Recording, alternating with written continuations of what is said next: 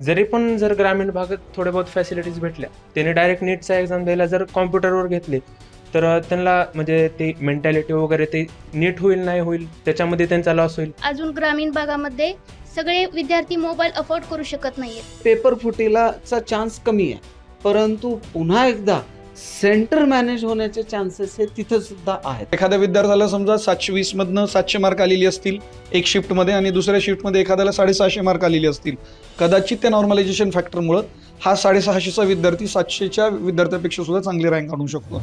नीट परीक्षा पेपर फुटी प्रकरणानंतर आता केंद्र सरकारकडून नीटची जी एक्झाम आहे ती ऑनलाईन घेण्याबाबत विचार केला जातोय. याआधी सुद्धा 2018 साली केंद्र सरकारकडून ऑनलाईन एक्झाम घेण्याची घोषणा करण्यात आली होती. मात्र गरीब आणि ग्रामीण विद्यार्थ्यांकडे पाहत ही घोषणा पुन्हा मागे घेण्यात आली. मात्र आता या नीट पेपर फुटी प्रकरणानंतर पुन्हा केंद्र सरकार जे आहे ऑनलाईन एक्झाम घेण्याच्या विचारात आहे.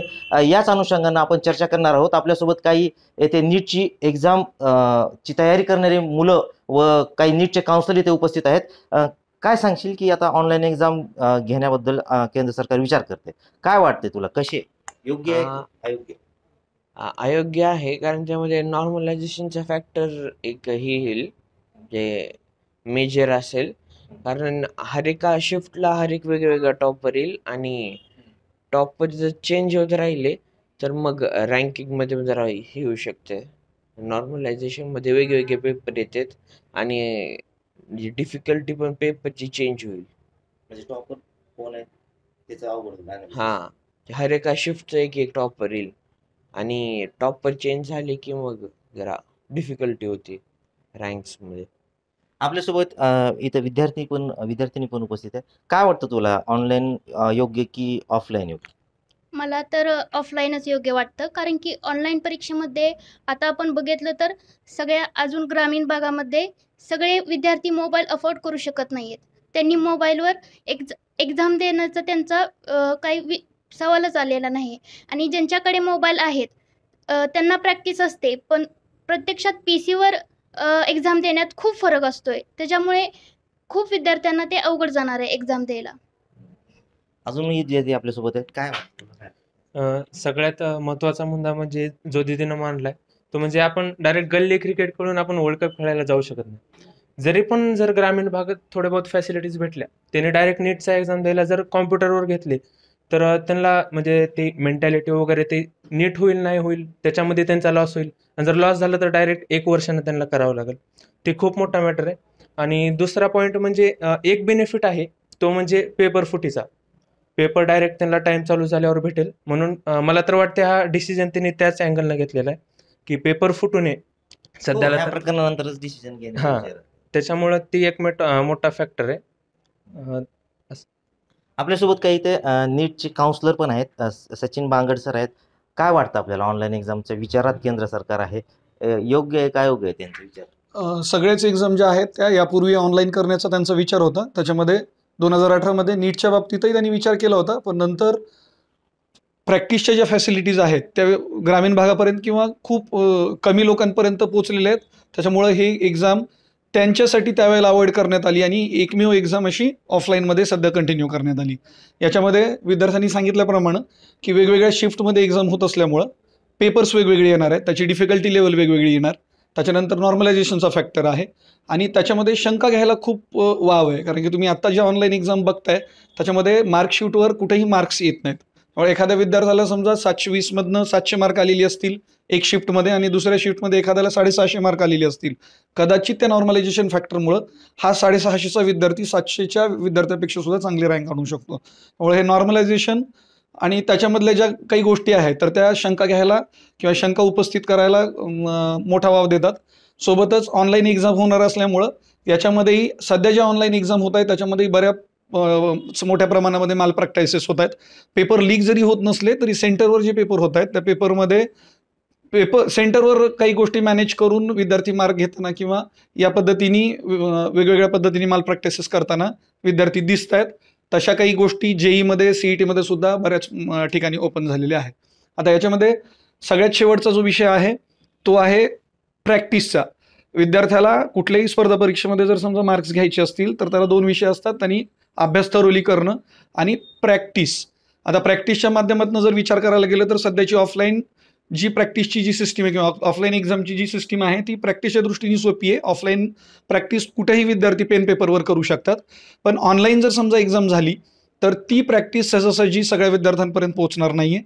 आणि त्याच्यामुळं एखाद्या विद्यार्थ्याचा अभ्यास जरी झालेला असला पण त्याला जर ऑनलाईन एक्झामची जर सिस्टीम किंवा त्याची जर प्रॅक्टिस नसेल तर तो त्यांनी केलेला अभ्यास एक्झाममध्ये डिलिव्हर करू शकणार नाही. त्याच्यामुळं जे आपण रुरल भागामधले किंवा ज्यांच्यापर्यंत ह्या गोष्टी पोहोचलेल्या नाही आहेत अशा विद्यार्थ्यांच्या बाबतीत हा निर्णय कदाचित डिझास्टरच ठरू शकतो. यस. आपल्यासोबत विद्या आराधना अकॅडमीचे संचालक पवार सर सुद्धा आहेत. सर, काय सांगाल, आता नीट पेपर फुटी प्रकरण झाले आणि केंद्र सरकार आता ऑनलाईनचा विचार करते, तर आपल्याला काय वाटतंय, कितपत योग्य आहे, विद्यार्थ्यांसाठी कितपत योग्य राहील? तसं पाहिलं असता म्हणजे काही वर्तमानपत्रामध्ये इनिशियली ह्या न्यूज आहेत की पुढच्या काही कालखंडामध्ये या वर्षीचं जे नीटच्या संदर्भामध्ये ज्या काही घडामोडी घडलेल्या आहेत, मग ते पेपरफुटीचं प्रकरण असेल, दुसऱ्या राज्यामध्ये जाऊन एक्झाम देण्याचं प्रकरण असेल, याचा संदर्भ पाहता केंद्र सरकार असेल किंवा NTA असेल की ऑनलाईन एक्झामिनेशन किंवा कम्प्युटर बेस्ड टेस्टिंगच्या संदर्भामध्ये विचार करतं. अशा काही देशातल्या नामवंत वर्तमानपत्रामधले काही सर्वे आहेत किंवा बातम्या आहेत. सपोज ऑनलाईन एक्झामिनेशन किंवा कम्प्युटर बेस्ड टेस्टिंग ही आपल्यासाठी काही फारशी नवीन गोष्ट तशी नाही आहे. कारण JEE मेन्स असेल, JEE ॲडव्हान्स असेल, CET सारखी परीक्षा असेल, या तिन्ही परीक्षा इंजिनिअरिंगशी रिलेटेड असणाऱ्या या ऑनलाईन होत आहेत. त्यानंतर CUET सुद्धा ऑनलाईन एक्झामिनेशन आहे, कम्प्युटर बेस्ड टेस्टिंग आहे. परंतु ज्या वेळेला आम्ही JEE मेन्सच्या संदर्भामध्ये अभ्यास करतो किंवा CETच्या संदर्भामध्ये आम्ही पाहतो, तर मला असं वाटतं की ह्या परीक्षेमध्ये नीटच्या 2024च्या परीक्षेमध्ये सगळ्यात महत्त्वाची गोष्ट जी आपल्याला अडचणीची ठरलेली आहे ती पारदर्शकता नसणे एक्झाममध्ये किंवा NTA असणारी जी माहिती आहे, संबंधित स्टेकहोल्डरला, प्रत्येक स्टेकहोल्डरला मिळणं हा त्याचा अधिकार आहे. त्यामुळं तुम्ही कम्प्युटर बेस्ड टेस्टिंग घेत असताना 24-25 लाख 26 लाख विद्यार्थ्यांची ज्या वेळेला तुम्ही परीक्षा घ्याल तेवढे सेशन्स आपल्याला ऑर्गनाईज करावे लागतील. त्या प्रत्येक सेशनमध्ये डिफिकल्टी लेवल प्रश्नपत्रिकेची वेगवेगळी असणार आहे. स्कोर नॉर्मलाइज केले जातील जसे JEE मेन्समध्ये केले जातात. परंतु बऱ्याचदा असं घडतं की त्या नॉर्मलायझेशनचं सूत्र जे दिलेलं असतं, NTA अगदी त्यांच्या ब्राउशरमध्ये नॉर्मलायझेशनचं सूत्र पण देतं, त्याचा फॉर्म्युला पण देत असतं, पण सामान्य लोकांना ते सूत्र समजत नाही. बरं, समजा मी आहे, मला एक X मार्क्स मिळालेले आहेत, त्या सूत्रामध्ये हेही गरजेचं आहे की मला मिळालेले मार्क, माझ्यापेक्षा अधिक मिळालेली विद्यार्थी संख्या म्हणजे माझ्यापेक्षा अधिक गुण मिळालेली विद्यार्थी संख्या आणि माझ्यापेक्षा कमी गुण मिळालेली विद्यार्थी संख्या, हे पण गरजेचं असतं ना. ते कुठे NTA दिलं जात आहे. त्यामुळं आताही NTA ज्या वेळेला ऑफलाईन एक्झामिनेशन घेत होतं म्हणजे पेन पेपर मोडवरती एक्झामिनेशन घेतं, त्यावेळेला फिजिक्स, केमिस्ट्री, बॉटनी, झुलॉजीचे मार्क हे पर्सेंटाईलमध्ये दिले जातात. परंतु ते पर्सेंटाईल कॅल्क्युलेट कसं केलं हे मात्र स्पेसिफिकली सांगितलं जात नाही. जरी फॉर्म्युला दिलेला असला तरी सामान्य विद्यार्थ्यांना ती न समजणारी गोष्ट आहे. आणि म्हणून नॉर्मलायझेशन ऑफ स्कोर हा एक सगळ्यात महत्त्वाचा फॅक्टर आहे.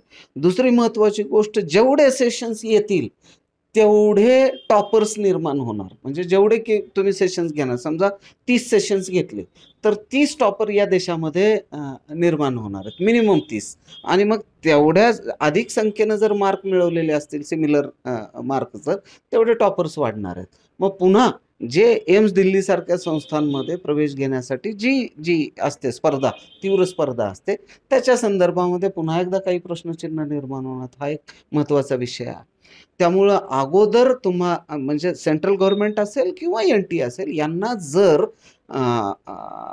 कम्प्युटर बेस्ड टेस्ट घ्यायची असेल तर स्कोरची ट्रान्सपरन्सी पहिल्यांदा मेंटेन करण्याच्या संदर्भामध्ये त्यांनी पहिलं सूत्र अवलंबलं पाहिजे. आणि प्रत्येक विद्यार्थ्याला नॉर्मलाइज स्कोर कसा आलेला आहे हे त्याच्या स्कोर कार्डवरती त्याला स्पेसिफिकली मेन्शन करून त्यांना द्यावं लागेल. दुसरा एक मुद्दा असा आहे की एवढ्या विद्यार्थ्यांची 24-25 लाख विद्यार्थ्यांची ऑनलाईन एक्झामिनेशन किंवा कम्प्युटर बेस्ड टेस्टिंग घेण्यासाठीचं आवश्यक असणारे रिसोर्सेस किंवा कम्प्युटर्स मग हे परत सेंट्रल गव्हर्नमेंटच्या मालकीचे आहेत का परत आपल्याला प्रायव्हेट इन्स्टिट्यूटच्याकडं तिथं जावं लागणार आहे?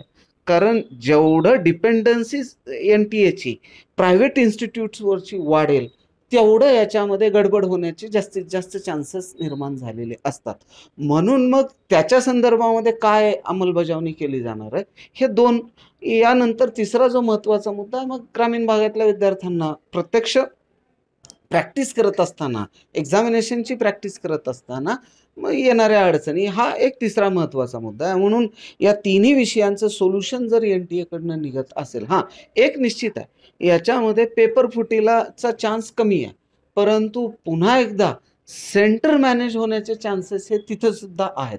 तर पहिली गोष्ट जी NTA किंवा सेंट्रल गव्हर्नमेंटला करावी लागेल, मला असं वाटतं की त्यांनी यातला पायबंद पूर्ण स्वरूपामध्ये जर घातला तर कदाचित हे स्ट्रीमलाईन होऊ शकतं, जे कम्प्युटर बेस्ड टेस्टिंग आहे. अदरवाईज जे सध्या चालू आहे pen paper based mode of examination, that is quite much better असं आपल्याला म्हणावं लागेल. तर हे होते काही नीटचे विद्यार्थी व नीट क्षेत्रातले एक्सपर्ट, ज्यांनी ऑनलाईन एक्झाम घेतल्यानंतर काय अडचणी समोर येऊ शकतात याबद्दल आपल्याला या ठिकाणी माहिती दिली आहे. लातूरसाठी अनिकेत जाधव, मुंबई तक.